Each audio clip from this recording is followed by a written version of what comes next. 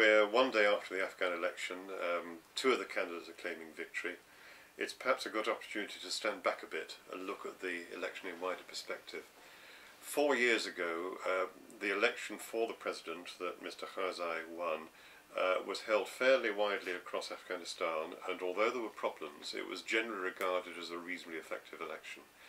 We're now in a position where the two different factors are really constraining the effectiveness of this new election. One is the security problem, and you have this extraordinary paradox that the more foreign forces have gone into Afghanistan, so the level of Taliban activity has increased. Now you might say that is just because of engagement with the foreign troops, but the ominous thing is that the Taliban influence within Afghanistan has actually strengthened. It's spread more widely at a time with more forces coming in. That inevitably in some parts of the country will have and is having an effect on the election and the final result.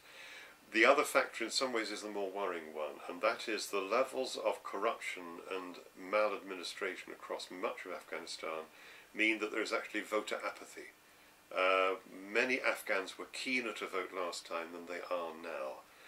And the issue here is they do not regard the government that they've had through the 2005 elections as being an example of good governance. They're losing faith in the ability of the government to deliver. In the immediate optimism of holding another election, I think we have to hold on to that wider view and recognise that whatever the result as it's declared, this is not an indication that very substantial progress has been made. We're in a position where the problems in Afghanistan are much bigger than might be solved by a particular election.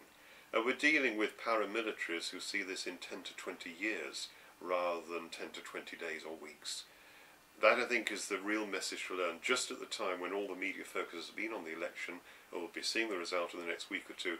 The reality is it's one small step, and in many ways there has been a regression over the last 4 years, not progress, and we just have to face up to that in trying to develop policies for the next few years with the Afghans.